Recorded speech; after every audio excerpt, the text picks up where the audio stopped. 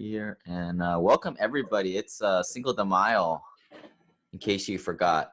Gotta go and get some Coronas, do it now. But we got Damion Lupo here.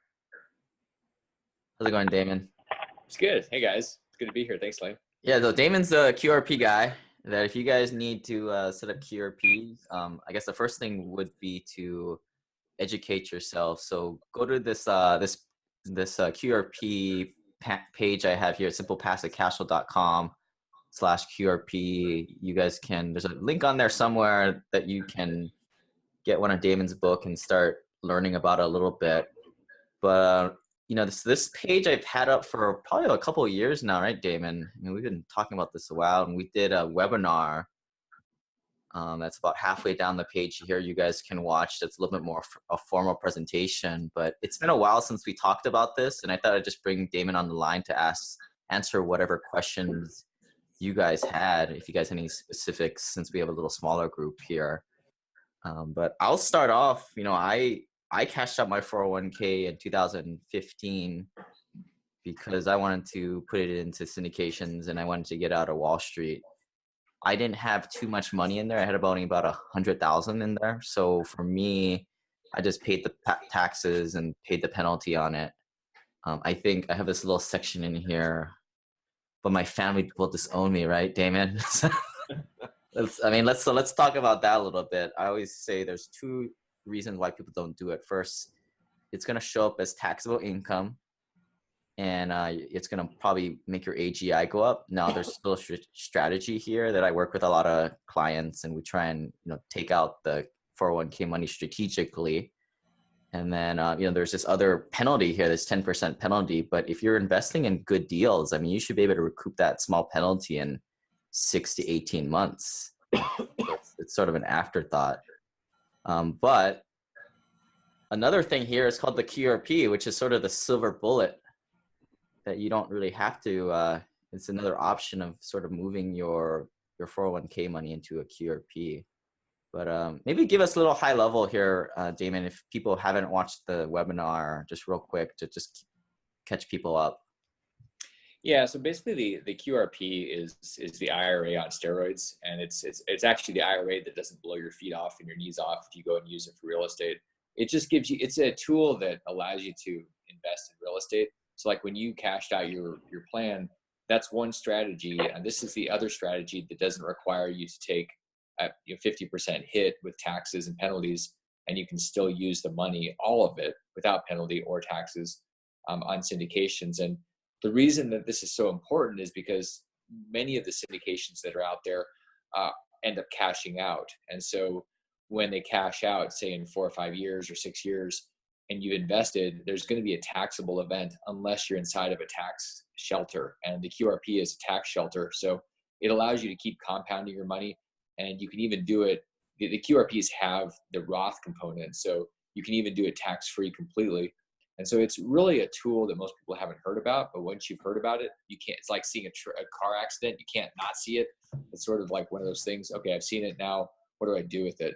It's really the tool if you're going to invest in real estate using retirement money. So if you've got retirement money and you don't trust Wall Street, which probably nobody on this thing is actually a big fan of Wall Street. You're going to jump on a call on Sunday, right?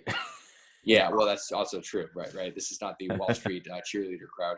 So I think that this is truly it's the kind of the hidden gem, and right now it's available. I don't know that this will be available in 5 or 10 years. I think it's one of those things that could be attacked, but right now it's available, and it's an amazing tool because you can use leverage with real estate and do it tax free. Yeah, and I'll make a real clear distinction. I am not a fan of the self-directed IRA or self-directed Roth IRA. I've scrolled down, I'm displaying my screen here. You guys can read this in your own free time, but if you look and learn a little bit about this UDFI tax and UBIT tax, you'll kind of understand why. And even your QRPs, infinite banking, self-directed IRAs, they all have they're all tools. They're tools for the right purpose. But for retirement planning, I think the QRP definitely has a number up on the self-directed IRA. Well, that's true, and there's really no comparison because the QRP allows you to invest tax free. If you use an IRA and you do syndications with it, you're going to lose between 20 and 30% of your profits by the time you exit the deal. And you can look at the math. Give you a really simple example. If you invested $50,000 in a deal, and the deal at the end of it you made 50,000, so you made 100%, which is a very reasonable deal over 5 years. Then out of that 50, if that property had 70% leverage, which is also very common, then $35,000 of your profit would be subject to this UBIT tax, which is what Lane was talking about. And that 35,000 is going to be taxed at somewhere between 30 and 35%. Bottom line is you're going to write a check for about $10,000 on that deal that you don't have to if it's using a QRP. So simply transferring from an IRA to a QRP allows you to avoid a $10,000 check on a very, very simple syndication deal that you would do. I mean, Lane, those numbers are pretty accurate, right? Like those are pretty reasonable numbers. Yeah, usually, the syndications are, and even if you're investing in your own deal, you're using anywhere from 70 to 80% leverage. Yeah. And the government doesn't like that. The intention of the retirement plan was that you invest that, but the leverage portion, they're going to tax you on the gains of that. Yeah, and the reason I think we're trying to figure out why this applies to IRAs and not to the QRP. I think it's probably because there's more money in IRAs right now. There's about $7 trillion in IRAs, and in the individual, the 401ks, there's about 4 to 5 trillion. So there's more money in the IRAs. I think that more people are doing alternative investments, and the government's saying, okay, well, we want to get the tax revenue from this with the people that are doing real estate, and we're going to hammer them if they're not using Wall Street. So right now there's an opportunity to use the retirement accounts and not get taxed using leverage. That's a huge opportunity that, again, I don't think will last forever. Yeah, and I'll put a caveat here. I'm not a tax professional, of course. Talk to your own tax consultant or legal, but I'm pretty sure a lot of your guys CPAs don't even know what the heck a UBIT is or UDFI. So you guys need to come talk to me and figure out a good CPA to use. But that's another thing I tell people, David. I'm like, well, it's your own problem, right? But I guarantee your CPA may not even use it. So if you're using a self-directed IRA and you're doing these syndications, there's probably a good chance your CPA won't even have a clue and not have you pay the taxes, even though that's not right. But it's just and just because it's a good point. It's actually a really important thing to mention, because a lot of CPAs have never heard of it. They don't really know about this space because it's a very narrow part of the tax code, and they're not specializing in it. And the reality is, even if you don't file it, you can get audited and still face the penalties and all the taxes. Just because you didn't know about it doesn't mean you're not guilty. It means you're still going to get penalized. So that's not a really good defense. And so now that you know about it, you can avoid it completely and not worry about it. You can sleep at night. Yeah, and that something like that could blow up your whole IRA account. It would totally blow up an account. I mean, the disqualifying factor, or just the tax and the penalties. I remember one time I had the IRS sent me a letter, and it was a certified letter, and they said, I opened it up because once you get a certified letter from the IRS, you have to open it because you're served whether you open it or not. So I opened it, and it was a $672,000 bill, and $372,000 of it was just penalty. And it was because I was filing later than I was supposed to, and I was delayed. And ultimately it all got wiped out. But the penalties there were 40% more than the actual tax, and that's the problem. You can't just avoid this thing and hope it'll go away just because your accountant forgot about it. So it's worth it to do it the right way. All right. So we'll go through a couple of scenarios here. The first one that comes up a lot, people have been kind of calling me lately, and they've just read the Rich Dad Poor Dad book and want to get into it. And they have like $400,000 in their 401k that they want to get going. First question I always ask, is that from an old employer? Because if it's from the current employer, they can't really do anything. There's a section here called the in-service transaction. I don't know if you want to talk about that later, Damon, but. Yeah, let me just touch on that, because when you're working for somebody, if that's the 401k that you have, or 457 or 403, wherever you're at, government or private, TSP or TSP. Yeah. Yeah, there are all these type of retirement accounts. All of those potentially legally could be, you could roll it out. Basically, that means you could push that money from where you're working into a QRP while you're still working. But most of those plans are not set up. They don't allow you to, because they've been written that way. So legally you could, but about 90% of them don't allow you to, which means you're really talking in most cases about money from plans that are from jobs you've had before. They're not likely to be the job you had now. You could check, but it's pretty unlikely. So don't get your hopes up. I don't want you to get all excited that you can go invest in real estate with your current 401k that you're working for the company you're working at. I'll repeat that just in a little way, just so we don't lose everybody. So if you've got like money in your current 401k, you can do what's called an in-service transaction from the federal government allows you, but your current employer's rules may prohibit you. And you said what, maybe about 90% of them prohibit you. I was actually having lunch with a guy a couple of days ago. He said that he checked up all the rules and looks like his employer allows it. So lucky guy, he's one of the 10%. But and some of them allow it like every 6 months. So I've seen people where they're making contributions and they're matching, and then they get to roll it over into their QRP literally every 6 months. So you just have to check, because you never know. Yeah. So that's the action plan if you go and check. But if you've got a 401k money with a previous employer, whatever the heck you do, don't roll that over into a new 401k. Consider a QRP or taking it out like I mentioned strategically. Well, and here's one thing that a lot of people haven't heard. If you've got a rollover from an old 401k into your current 401k, almost always the money you've rolled into your plan, you can roll out into the QRP. That's usually not excluded. So that may be an option for an in-service rollover if you have rolled it, but it's better just to roll it directly into a QRP. So you're not messing around trying to get your money out from somebody else's grip. Good point.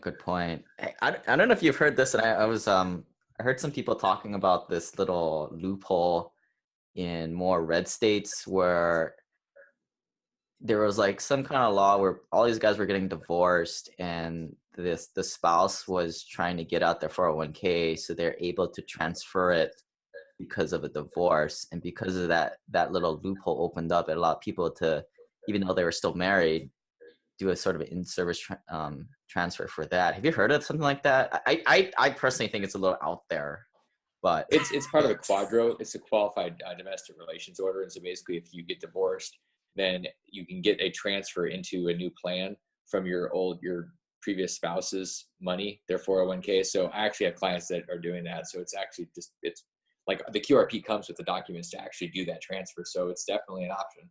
I mean, I don't get divorced just to get your money. I think that's a little nuts, but I guess it's an option. Yeah, I hear like guys, they're not getting divorced or anything like that, but they're using that loophole to kind of go in under the radar with that opening and getting it out that way is what I hear. That's a great thing to talk to your tax professional about. Yeah. Again, more homework for you guys if you're really that desperate. But like I always say, when I look at most people's like financial profiles, there's usually low-hanging fruit, and you don't really have to go that crazy yet. But just giving people food for thought. Yeah, the idea is you never know what might work. Yeah. So let's talk about the process. You create this QRP, which is similar to a solo 401k. Is it just like a contract? Like, what is this thing? So it's basically a trust, and so every type of 401k or QRP, they're all the basic structure is a trust, and then the EQRP that we build actually has liability protections inside of it, and it has the ability for people to, the way it's built, and they're all written differently. The way it's written, people could hire people. So like, for example, a solo 401k is awesome and it avoids the UBIT tax, but if you ever hired somebody, you are in trouble because the solo is meant for just one person. And so this allows you to have employees or no employees. It gives you liability protections that you're not going to have with a solo. And it's the most dynamic type of plan that gives you flexibility no matter how your life changes over the next forever. I mean, so it's effectively a vehicle. It starts off as a trust, and it allows you to have control where there's no other custodian or person that's getting in the way of you doing your deals. And the secret sauce is it's written in a special way. It's yeah, they're all custom written, and the way that this is written, not only is it written with liability protection, so if and when you get sued, you're actually going to be able to keep your money and your assets. But also, if you expand and you end up needing to hire people, or you buy a business, or something happens, you're not going to just have to dissolve it. It'll actually adapt with you. Okay, okay. I didn't realize that solo one is only one person, but I Yeah. guess it makes sense. So that's the so when people set this thing up, is it with like a LLC? Like what's the mechanism that cuts checks, I guess? Yeah, so basically the plan has the ability, it's going to have its own checking account. And so you're going to be the trustee, which means in a trust, the trustee is the one that writes the checks, makes the decisions. And since you're the trustee, you get to write the checks, or you get to wire. So if you want to invest in a syndication or whatever it is you want to do, you can do that, and you can do it in 5 seconds. You don't have to wait for somebody to cut you a check that might take 3 weeks. And with this, unfortunately, this happens a lot with deals with IRAs and things. There's nobody that's going to get in the way. It's very, very efficient. And I mean, you're in control. That's the idea here. You have the checkbook. Yeah, and I've worked with Damon on the past. We had to work on this one real quick. You were able to get it done in like 1 or 2 weeks, right? I think the Well, guy yeah, was. so the process of us setting it up, we've gotten to the point where we make sure it gets done within 2 days. Usually it's the next day. And then getting the money funded, basically getting it transferred over, is done within a week or two, because we know how to push it through. And so if you got a deal that you want to do, you're going to be able to get access to your money within a matter of days, at the maximum a couple of weeks. But typically we see it in about a week, where people are able to get their money transferred over.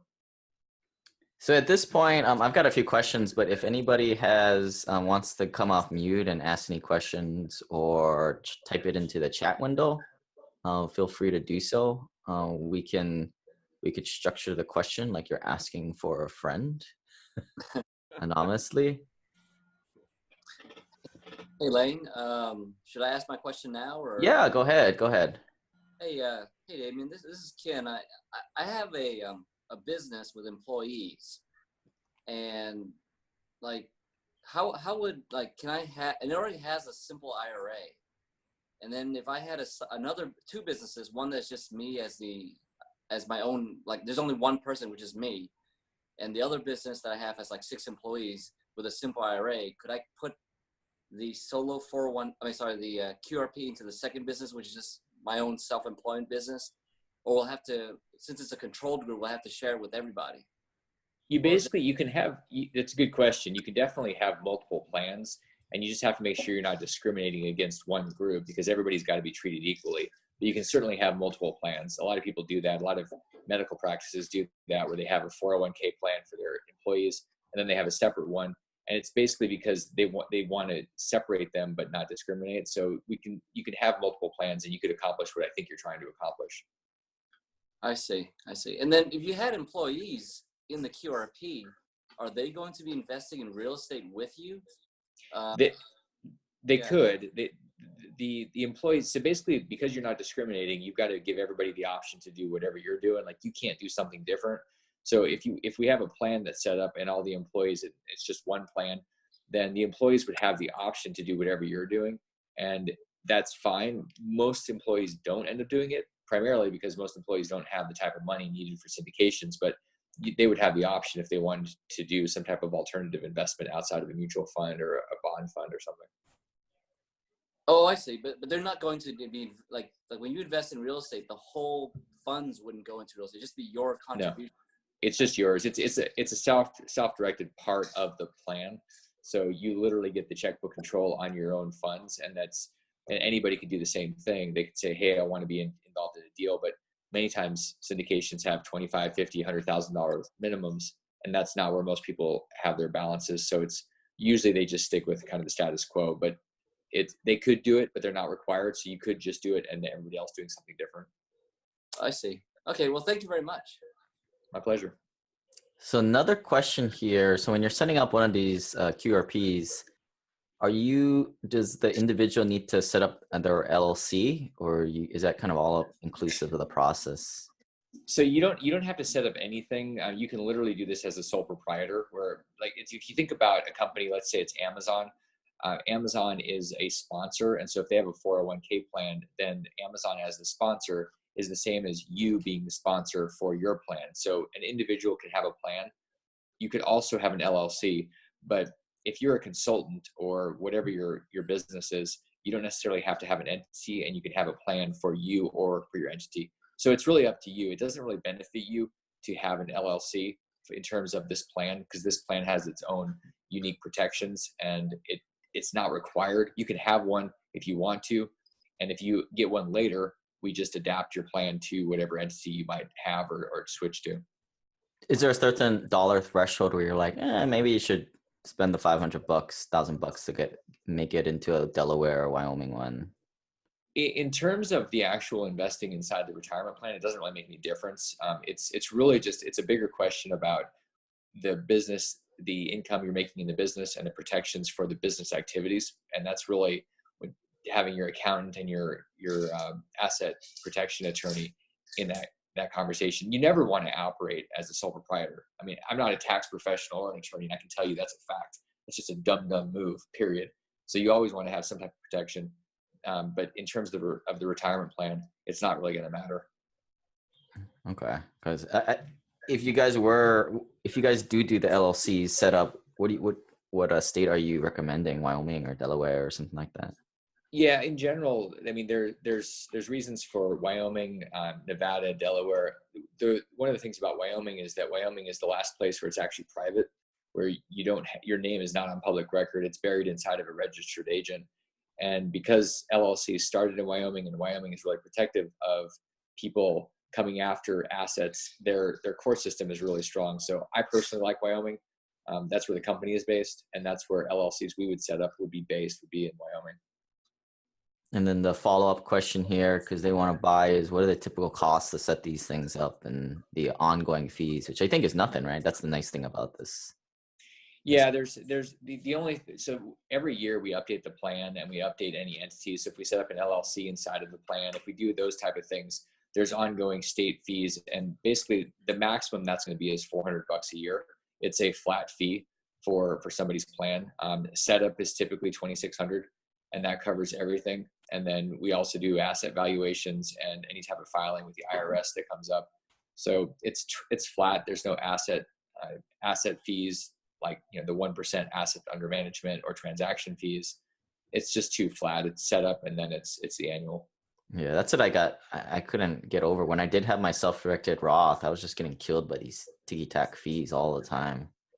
I'll be in transparency. I have a self-directed Roth account. It's because I inherited a Roth IRA from my dad that I set up for him years ago. And it's like everything I do, there's fee for everything. And even though it was free to set up, or I think it was $50 to set up, basically free, I'm spending more on that than anybody would ever spend on a QRP. So you have to look at the big picture, and this is very transparent. So you kind of get what you pay for. You're going to invest up front, and then you're going to feel really good about it for the rest of your life. Yeah, I mean, my thoughts on that situation, Damon, is, and if you're probably invested in stuff, but if it was liquid, just take out the contributions and then just dump the plan and pay the taxes on it. Yeah, I mean, that's usually true. The one weird thing about an inherited thing, and this is actually a really cool strategy for people that it would be worth thinking about. When you inherit a Roth account, that account can be spent at any age, and you can grow it for the rest of your life. So the Roth inherited account is a very unique animal, and you can, like, one of the strategies is setting up a QRP, it's a Roth QRP that you set up for like a parent or grandparent. And then ultimately when you inherit it at whatever age you're at, you're going to have the ability to grow and spend that. So that literally you're in a zero tax bracket forever. I mean, it's an interesting strategy that anybody can look at. Most people aren't thinking about that because it might be morbid, but the reality is so are taxes. Yeah, I saw an article today actually in the Hui Facebook page. Barron's had an article on that. People were giving money to their parents and then morbidly inheriting it later tax-free or whatever. It's just a lot higher. It's a powerful strategy. And the truth is we're going to be in a higher tax bracket down the road. I mean, I don't think anybody would think we're going to be in a lower tax bracket or lower tax system and rates. So you kind of want to think about getting out of the tax game as soon as possible. And that's where the Roth comes into play, both with an inherited and just setting up a retirement account. Yeah. So kind of along the same lines, your people have Roth 401ks at their employer, and they also have the traditional 401ks, so pre-tax and post-tax, different versions. Mhm. So there's also two different kinds of QRPs, right? The Roth version and the pre-tax one. Yeah, this is so one of the things that's great is that when you set up a plan, an EQRP has both the deferred and the Roth inside of it, so it's built in. You don't have to do anything else. If you have multiple things you're rolling in, you don't need multiple plans. You can do it as many times as you want. It's one plan. It's one time, and you get everything there. There is no limit. We give you every option. It's not like your 401k at work maybe where you have limited options. This has everything inside of it that you'll ever need. And what are you normally recommending people do? The Roth one or the pre-tax? Yeah, my personal preference is everything starts as a default and being deferred. And ultimately, my recommendation for people is to find a way to get it to Roth as soon as possible. Because a couple of things happen. One, you're never going to have to worry about taxes again because it's going to grow tax-free and you take it out tax-free. And when the Roth money is in there, either immediately or at the maximum within 5 years, like let's say you had 100,000, you rolled over from your 401k and then you convert it to Roth. In 5 years, you can take out the entire 100,000, no penalty, no tax, and all the gains can keep growing. So even if you were 35 or 40 years old, you can actually take out your entire basis and there's no penalty. And that's kind of a cool thing. Like you were talking about taking out the basis, then you just let the gains run. So that's a cool way to invest tax-free and get your original contributions back. So people who have like Roth IRAs, not 401ks or anything like that, can they put the Roth or the regular IRA money into a QRP? That's a really good question. That's the one thing that you can't move over is the Roth IRA. I mean, inherited IRAs it can't be moved, but the Roth IRA is the one active type of retirement account that you can't move over. Everything else you can move over to a plan. So again, if it's a regular IRA, the pre-tax one, you can put it into a QRP. What's the reasoning behind why can't you do the Roth? Like, why is that a no-go? I don't really know other than maybe because the benefits around leverage. I think there might be something because a Roth IRA is after tax and there's a lot of money in Roth IRAs. In fact, in the 90s, the reason the US government had a budget surplus was because so many people converted to Roth and they paid the taxes then. It created a huge surplus in the federal treasury, but then it kind of screwed everybody down the road because there's no more tax base because all the tax had been paid earlier. I think it's because the IRAs, I'm guessing, and we really don't know. I think it's because they just want to keep the money kind of stuck in the Roth IRAs. They don't want to move it over and have people having the option to leverage it up inside of a QRP tax-free. Yeah, because have you heard of the articles? I mean, this is more, I think we're much higher level than this, but a lot of the personal finance guys are doing this Roth backdoor thing. What's your thoughts on that? Is it kind of Well, the good news is, I mean, the Roth backdoor is really just all about the IRA, and the truth is, when you were talking about the QRPs, that you don't need to worry about the Roth backdoor because there's no income limit. There's no need to worry about that. You can make $500,000 or $1 million a year and still have a Roth, still contribute to it, still convert all of your stuff. The backdoor stuff is really only because people are dealing with IRAs. It has nothing to do with QRPs. Right. And then what's the as you mentioned it, what's the maximums for the QRPs? So you can put as much money as you can roll over as much money as you have. The new contributions are 56,000 if you're under age 50, or 62,000 if you're over age 50, and that's per person. So a couple could potentially have 124,000 if they were over age 50 each year, and that can be deferred or Roth or a combination. It's really flexible, but that's literally 10 times more than an IRA. Yeah. So if you guys are able to put away more than 100 grand per couple, first of all, people don't like you, and you probably should keep that to yourself. But there's another strategy of just creating a charitable trust, but then it has to be for charity. You got to try and figure that one out. But I know this QRP should pretty much get most of us. It's a tool, like you said. There's a lot of tools out there. There's you've got a different type of life insurance, banking policies. There's all sorts of different financial tools. This may or may not be a good tool. Like, this is a terrible tool if you're going to buy a piece of property and hold it for the next 40 years and use all the depreciation. So you don't want to use this tool. And when people say, well, I'm going to buy rental property and hold it, I'm going to use it for current cash flow, I say, don't use this tool. So it's really, it's the right tool for certain things, and it's the wrong tool for certain things, which is why the education is so important. And like the book is going to go into that. And it's, this is not a perfect fit for everybody. It's for a specific reason. If like with syndications, it's a really great tool. Yeah. So catching up here on the questions, we might have answered this, but if you have a Roth, can you roll it over into a Roth QRP? If it's anything other than a Roth IRA, yes. Most people have Roth IRAs, so you cannot move those over. But like a Roth 401k, you could move over. Any other Roth, you could move over. So it's the one exclusion is the Roth IRA. You can't move over. But a regular IRA, you can put it into a Roth QRP or regular QRP. Yeah, you can see what happens is you move the regular IRA over into the QRP, and then once it's there, it's called an in-plan rollover, and it converts to a Roth. Okay. Another question here. Any form or reports needed during income tax filing, or any separate filing needing on an ongoing basis? In terms of income tax, unless you're contributing, like if you're just rolling over, there's nothing that you need to do. If you're contributing or you pull money out, then it's going to be on your tax return. If you have over $250,000 in your plan, it's a 5500 form, and we do that. So you're not going to have any additional work. It's just if you're contributing, you're going to have either a deduction or you're going to put it on your form on your 1040. It's fairly straightforward, and whether your accountant knows how to do that or not, you've got us to support you and or your accountant. So it shouldn't add any more brain damage or work to you. Is there like a certain form that you guys cut back for them that they can just Google that they get? The 5500 is the only form, the additional form that's going to be filed in terms of the plan. That's just a disclosure of assets if you have over $250,000. So you could look up 5500. And so if you want to investigate that, but other than that, there's nothing exciting or some brand new crazy thing you got to do. Yeah. So what do you see people using the QRP for, other than syndications? I mean, other than syndications, people will use it for physical gold. They'll use it for land, because obviously with land, you can't do any depreciation or anything. It's a really good way to invest. And that way you're able to use some tax sheltering for land. International stuff, people are using it for coffee farms and cacao farms. They're doing startup, they're doing crypto.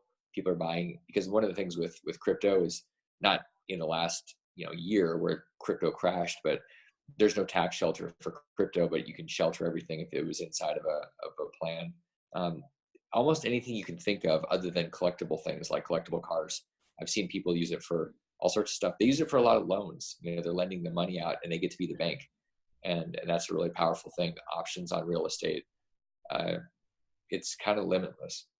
Yeah, and I think you helped a lot of our guys out with the cocoa or the coffee farms, and now we're gonna go to Belize in June 25th to 28th. Were we able to like make mini QRPs for those guys or something like that? Was that the workaround for the international purchase? Yeah, one of the problems you have when you do international stuff is you run into issues where countries require a person involved, and when they see a custodian, it looks like money laundering to them, and so they get really weirded out. So they don't want to allow IRAs to take title, and that's where it really changes when you use a qualified plan, because an individual is a trustee, and it changes when your titling is not really weird. An IRA has, if you've ever seen an IRA, it's like so and so company, trust company is the custodian, FBO, this person with an account number, and countries don't like it. They freak out, and so they reject it. Yeah, and America doesn't like sending money out to those kind of folks. It also becomes a huge It's a huge problem, but we've got a workaround for that, and it's consistently worked in the last 3 months almost 100 times. So it's very, very simple for us to do that because we've worked through the system. Any other questions on the line? I think I burned through a lot of mines here.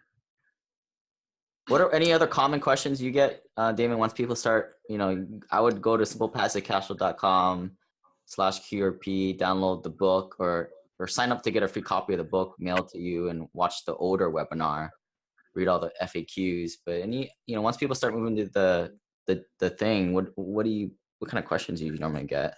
So one of the questions is, I mean, people will ask, how long does it take? We kind of answered that. It takes a couple of days for us to give you everything. We walk you through the bank setup process. One of the things that, and then so you're going to have your money inside of 2 weeks. That's very normal.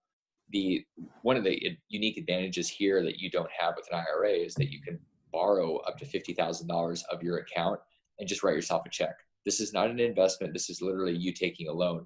This is similar to if you have a 401k and you can maybe borrow money there. The difference is you can write yourself a check. If you want to go buy a car or you just want to do some type of investment that's disqualified, if you want to do your own syndication, you can write a check for the 50,000, and it takes you as long as it takes you to write a check to give yourself 50,000 bucks. That's a huge advantage. That's not available with an IRA.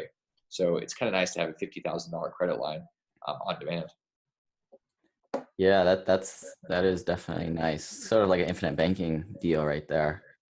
Yeah, it gives you additional resources, and I think that's what's important, so your stuff's not locked up by the system. Any other questions before we head off for the evening? Damion? Yeah.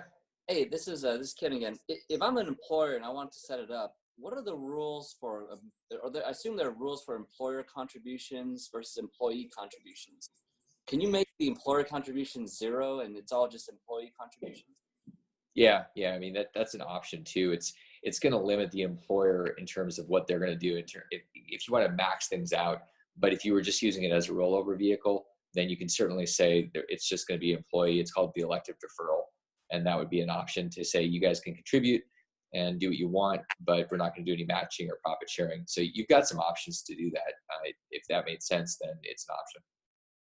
That's interesting. Most retirement plans like simple IRAs, 401ks, even 401k with profit sharing, they require an employer contribution in order to be a deferred contribution plan.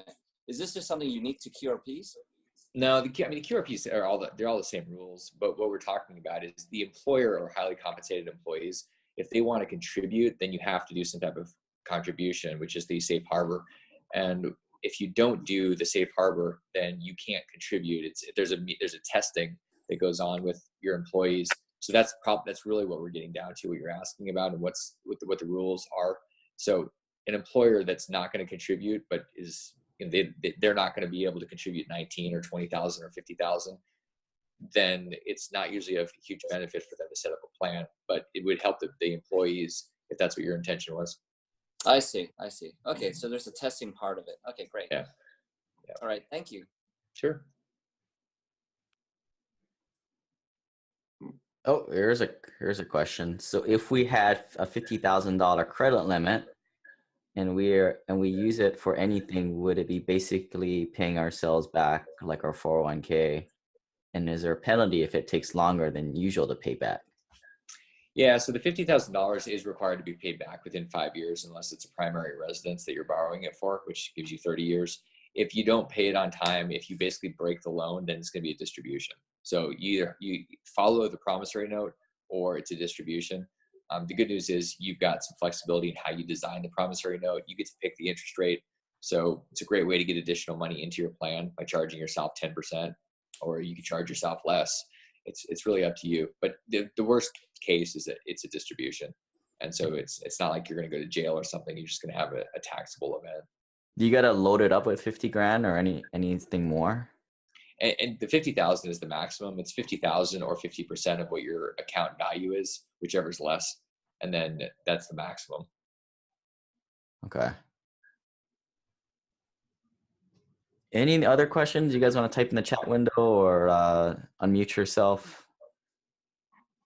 But I would say go to simplepassivecashflow.com/QRP, download or request the free book. Damion, you want to get your email address out there for the folks? Yeah, you guys can email me at dlupo@totalcontrolfinancial.com. And that's happy to answer questions or help you guys out. If you have a plan, like Ken, if you've got a complex type of situation, we can dig into it and see what kind of options are there. Yeah, and, I was like, Ken, just go talk to Damion. Yeah, set up a call. It's probably better to do that. These are pretty complex, but we can sort it out and see what options you might have. Yeah, I mean, that's a good example of like the complex situation. But the one I see all the time is just some dude has like 400 grand again. and he needs to take it out. But yeah, if you want to email me, I can connect you with Damion too. You guys all have my email address, Lane. It's Simple Passive Cash Flow. I personally don't use a QRP. I talked with Damion. I grilled him for quite a while on my strategy. I will do it at some point, but I'm trying to fill up my cash flow to day bucket first, and then I'll come knocking Damion. Yeah, that's probably the other question too. A lot of times people are trying to figure out how to use this for current income. Other than that $50,000, which can seed you doing some things, this is your future bucket. So Lane, to your point, this is not going to be the best thing for you if you're trying to create cash flow to live off of and pay your bills today. But this is what's going to be there when you get older and you need that pile. It's one of the most powerful things you can use. Yeah, I quit my job this past month, so I need some money today. But well, congratulations, by the way. Yeah, hopefully everything I do it will get me too much money that I have to put in my future bucket, like you said. There you go. That's where you come in with this. But if you've got a whole bunch of money in your 401k, you got to get it in play. Got to get going, sure. or definitely get it out of the stock market at this point of the game. Agreed. I have a question. Yeah. Before we end. Okay, so I work for the government. So would it be difficult to try to get my 401k transferred over into the QRP? I have the traditional. Well, while you're still working, it's going to be pretty hard. I have seen it done. Is it a thrift savings plan or a different thing? It's a TSP. Yeah, so you can check. I would check with whoever is running it, whichever division is running your TSP, and just check. But in all likelihood, you're probably not going to be able to move it until you leave. So it's a huge surprise if you can. But I want to set you up for what's likely to happen. They're likely to tell you no. Yeah, we'll send out this recording, but we kind of touch upon it. 90% of the time, no bueno. Not gonna happen. Okay. Yep. Yeah, it's the government, so I'm gonna bet no. Yep, until you hit 59.5, and then pretty much it's open season, even if you're still working there. Yeah, I just quit my job and I had my TSP. I don't even know my login, but I never put anything into that thing. I'm just it's not even worth it. Yeah, hear you. Yeah. There's like $400 in there for somebody. But all right, everybody, enjoy your Cinco de Mayo. We'll talk to you guys later. Thanks, everybody. Bye.